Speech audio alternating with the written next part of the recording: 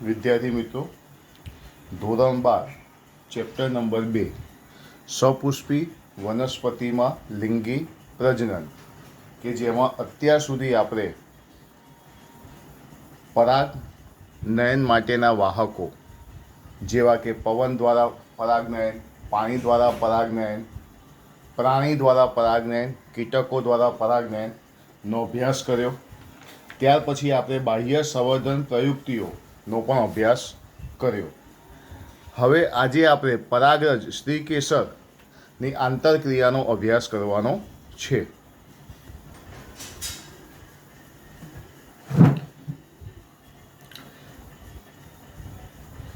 પરાગરજ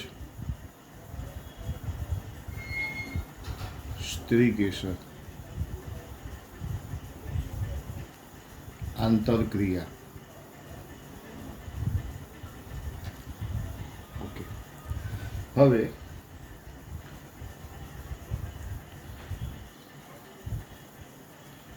અહીંયા આપણે એમ કહીએ કે આ સ્ત્રીકેસર છે.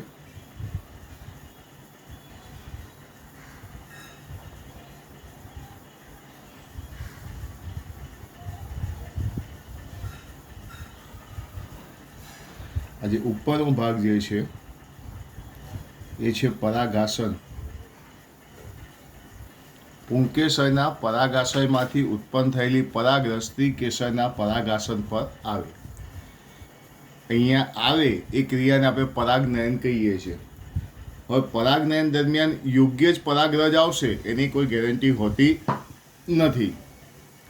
ઘણીવાર એવું પણ બને કે પરાગાશય ઉપર, અહીંયા સમજો કે આ પુંકેસર જે છે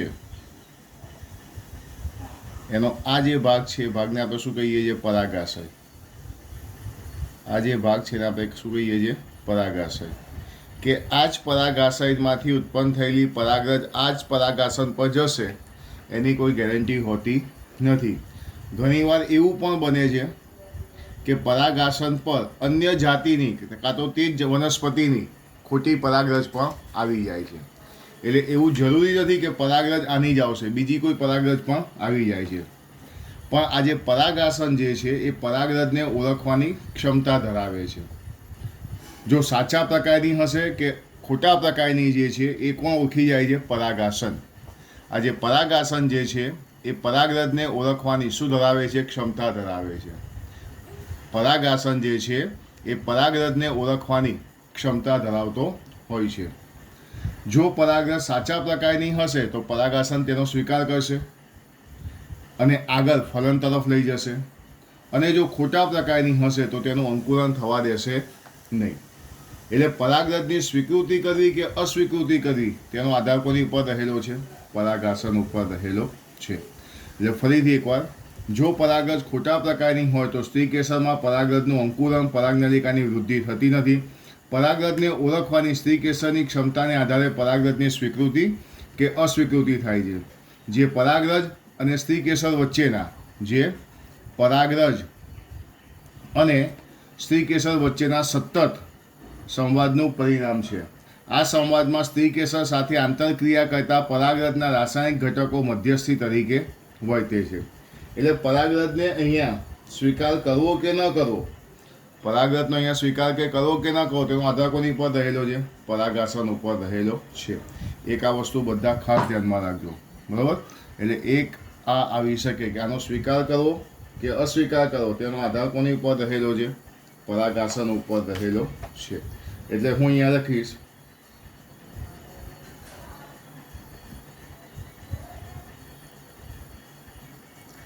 કે પરાગરજની સ્વીકાર કરવો કે અસ્વીકાર કરવો એ કોના પર ડિપેન્ડન્સ છે? એનો આધાર રહેલો છે સ્ત્રીકેસરના પરાગાશય ઉપર. સ્ત્રીકેસરના પરાગાશય પર તેનો આધાર રહેલો છે. એક આ વસ્તુ ખાસ ધ્યાન રાખજો. બીજું, આ જે પરાગરજની અંદર આવેલા હોય છે રાસાયણિક ઘટકો, આ રાસાયણિક ઘટકોને આધારે તેનો સ્વીકાર કે અસ્વીકાર કરવામાં આવે છે. MCQમાં ધ્યાન આપજો. પરાગરજની અંદર શું આવેલા છે? રાસાયણિક ઘટકો. તેને આધારે તેનો સ્વીકાર કે અસ્વીકાર કરવામાં આવે છે?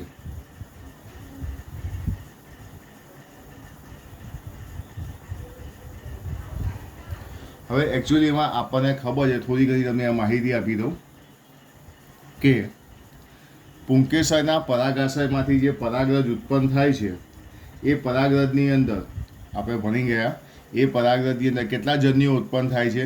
2 નરજન્યુઓ. અહીંયા તાને જો પરાગરજ ઉત્પન્ન થઈ, એ પરાગરજ ક્યાં વિકાસ પામશે? પરાગાસન ઉપર વિકાસ પામશે. આ યાદ રાખજો. હું અહીંયા શોર્ટમાં લખતો જાઉં એટલે ખ્યાલ આવે. આ જે પરાગરજ જે છે એ સ્ત્રી કેસરના પરાગાસન પર વિકાસ પામે છે. સ્ત્રી કેસરના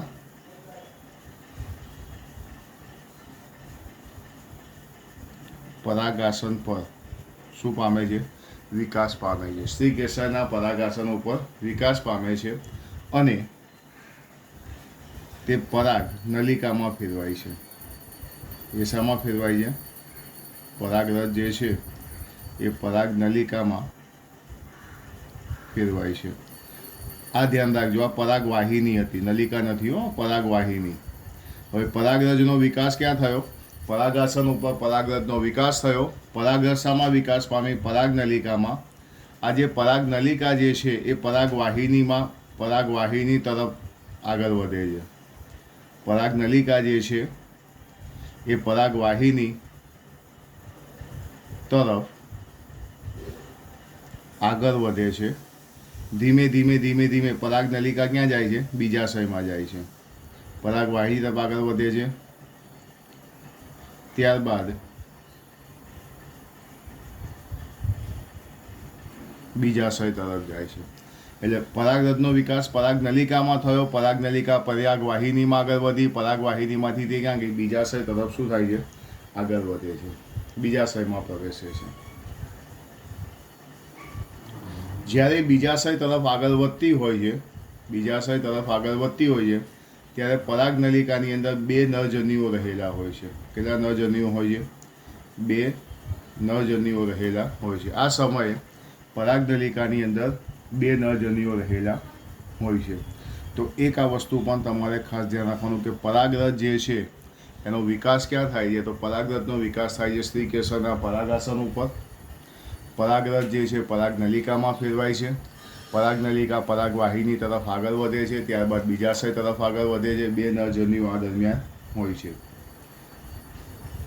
ત્યાર પછી આ જે 2 નરજન્યુઓનું શું થાય છે, જે આપણે આગળ બેવડું ફલન જે ભણીશું તેની અંદર તમારે આવશે. ઓકે, તો એક આ વસ્તુ ખાસ ધ્યાન રાખજો. તો પરાગરજ અને સ્ત્રી કેસર સાથેની આ શું હતી? આંતરક્રિયા. જોઈ લો બધા એકવાર.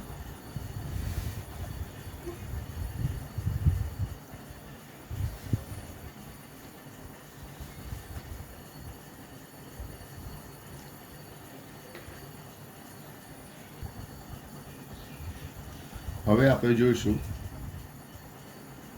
ખૂબ જ આઈએમપી થિયરી જેને કહી શકાય, કૃત્રિમ સંવર્ધન અથવા કૃત્રિમ સંકરણ.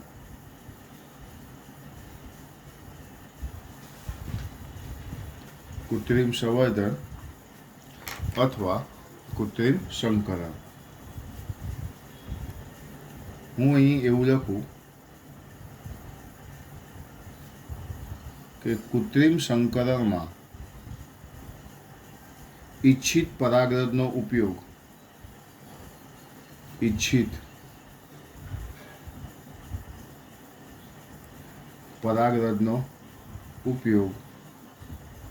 પરાગનયનમાં કરવામાં આવે છે. પરાગનયનમાં કરવામાં આવે છે. કૃત્રિમ સંકરણમાં ઈચ્છિત પરાગરજનો ઉપયોગ પરાગનયનમાં કરવામાં આવે છે. તેમજ સ્ત્રી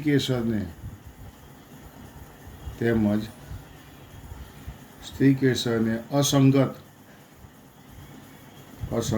પરાગરજથી રક્ષિત કરવામાં આવે છે.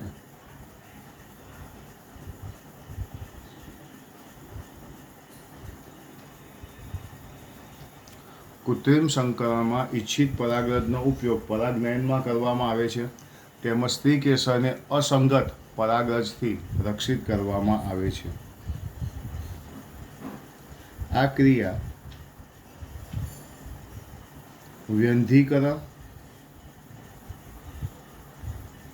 જેને ઇમેસ્ક્યુલેશન કહેવાય, અને કોથળી ચઢાવવી મતલબ બેગિંગ,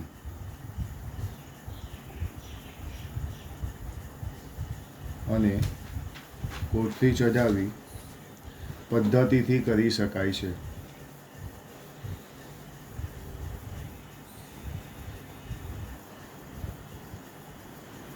આ ક્રિયા વ્યંધીકરણ અને કોથળી ચઢાવી પદ્ધતિથી કરી શકાય છે.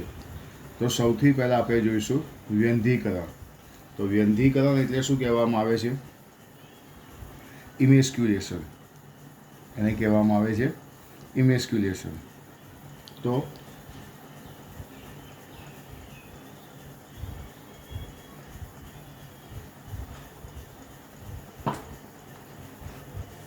યાદ રાખજો.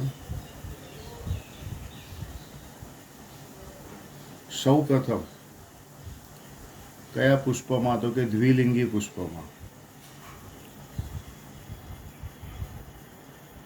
સૌ પ્રથમ દ્વિલિંગી પુષ્પમાં ચીપિયાની મદદથી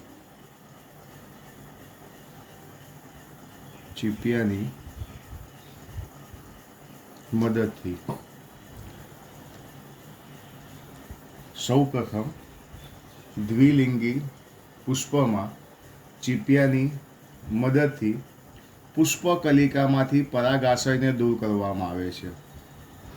પુષ્પકલિકામાંથી પરાગાશયને શું કરવામાં આવે છે? દૂર કરવામાં આવે છે. તેનું સ્ફોટન થાય, પરાગાશયમાંથી પરાગરજ દૂર થાય, પરાગાશયને દૂર કરી દેવાનું. પણ ક્યારે? કે સ્ફોટન થયા પહેલાં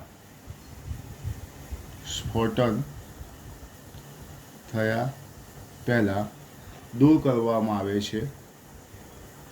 આ પદ્ધતિને ઇમેસ્ક્યુલેશન કહે છે. ઇમેસ્ક્યુલેશન એટલે વ્યંધીકરણ કહે છે. સૌ પ્રથમ દ્વિલિંગી પુષ્પમાં ચીપિયાની મદદથી પુષ્પકલિકામાંથી પરાગાશયને દૂર કરવામાં આવે છે. સ્ફોટન થયા પહેલાં આ પ્રક્રિયાને શું કહેવામાં આવે છે? ઇમેસ્ક્યુલેશન કહેવામાં આવે છે. હવે બીજી વસ્તુ, ઇમેસ્ક્યુલેશન કરેલા પુષ્પને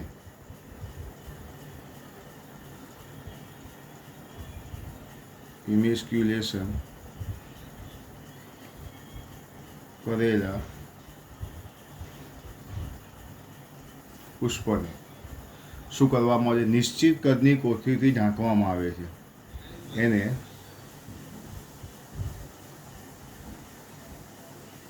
નિશ્ચિત કદની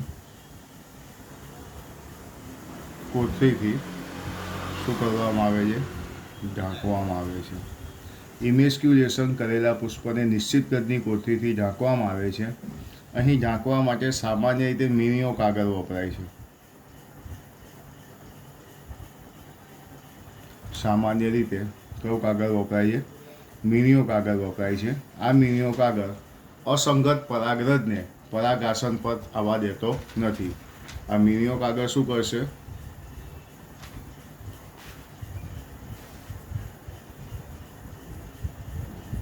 અસંગત જે પરાગરજ હશે એને પરાગાસન પર આવવા દેશે નહીં. તો આ જે ક્રિયા જે છે, આ ક્રિયાને કહેવામાં આવે છે કોથળી ચઢાવવી. આ ક્રિયાને શું કહેવામાં આવે છે? કોથળી ચઢાવવી, અથવા તો એને બેગિંગ કહેવામાં આવે છે. ચલો, ઇમેસ્ક્યુલેશન કરેલા પુષ્પને નિશ્ચિત કદની કોથળી વડે ઢાંકવામાં આવે છે. સામાન્ય રીતે અહીંયા મીણીઓ કાગળ વપરાય છે. આ મીણીઓ કાગળ અસંગત પરાગરજને પરાગાસન પર સ્થાપિત થતું અટકાવે છે. આ ક્રિયાને કોથળી ચઢાવી મતલબ બેગિંગ કહેવામાં આવે છે. કોથળી ચઢાવી મતલબ એને શું કહેવામાં આવે છે? બેગિંગ કહેવામાં આવે છે.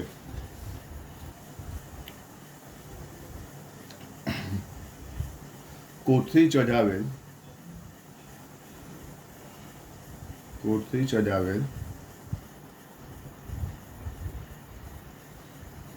પુષ્પના સ્ત્રી કેસરના પરાગાસન પર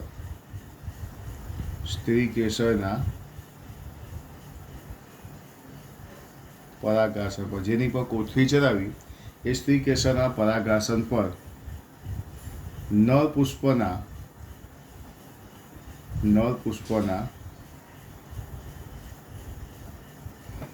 પરાગાશયની પરાગરજને છાંટવામાં આવે છે. આની પર શું કરવામાં આવે છે? છાંટવામાં આવે છે. અને ત્યારબાદ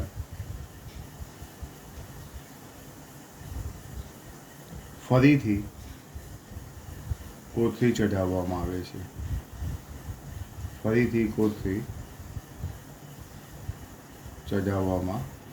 છે. તેમાંથી ફળોનો વિકાસ થાય છે. અહીંયા જે છે એટલે તેમાંથી વિકાસ કોનો થશે? ફળોનો વિકાસ થાય છે. તેમાંથી ફળોનો વિકાસ થાય છે. માની લો કે જો પુષ્પ એકલિંગી હોય, જો પુષ્પ કેવું હોય? એકલિંગી હોય તો તેને ઇમેસ્ક્યુલેશનની જરૂરિયાત પડતી નથી. તેમાં ઇમેસ્ક્યુલેશનની જરૂર પડતી નથી. ડાયરેક્ટ શું કરવાનું? બેગી. પુષ્પ ખીલે તે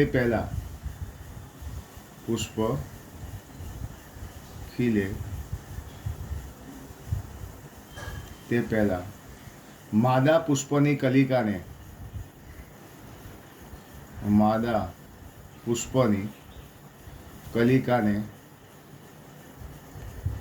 કોથળી ચઢાવવામાં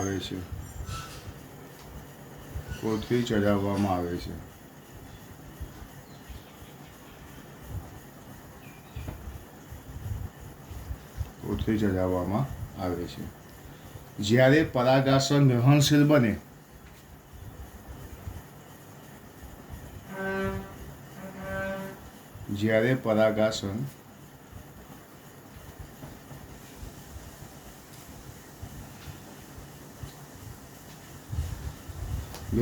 બને ત્યારે પરાગનયનની ક્રિયા કરવામાં આવે છે.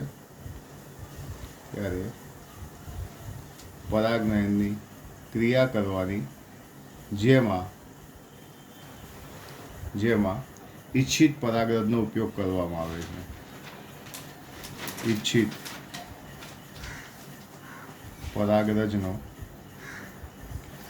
કરવામાં આવે છે. અને ત્યારબાદ પુષ્પને પુનઃ કોથળી ચઢાવવામાં આવે છે.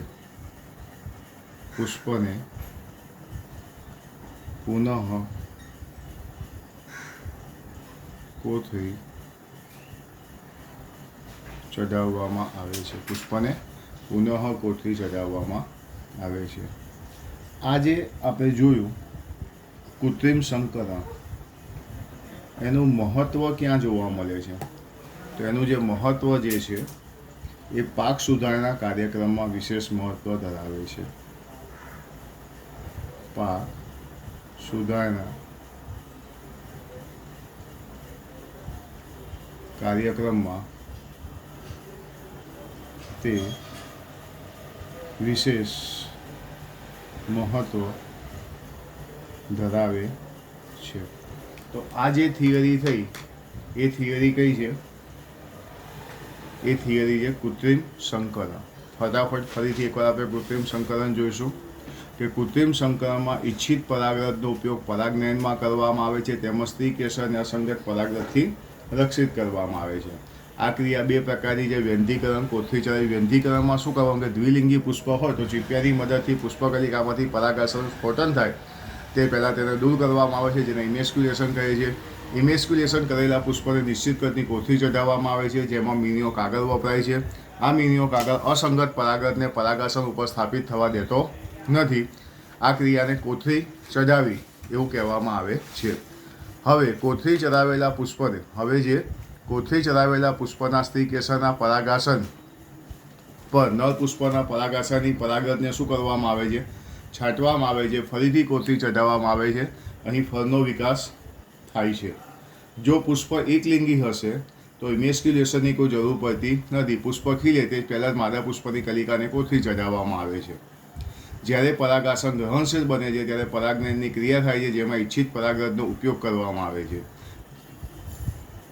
અને ત્યારબાદ પુષ્પને ફરીથી પુનઃ કોથળી ચઢાવવામાં આવે છે. પાક સુધારણા કાર્યક્રમમાં તેનો સૌથી વધુ ઉપયોગ કરવામાં આવે છે. પાક સુધારણા કાર્યક્રમમાં તેનો સૌથી વધુ ઉપયોગ થાય છે.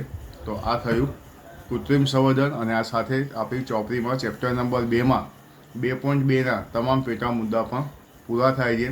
પીડીએફમાંથી બધાએ ખાસ એકવાર લખવું.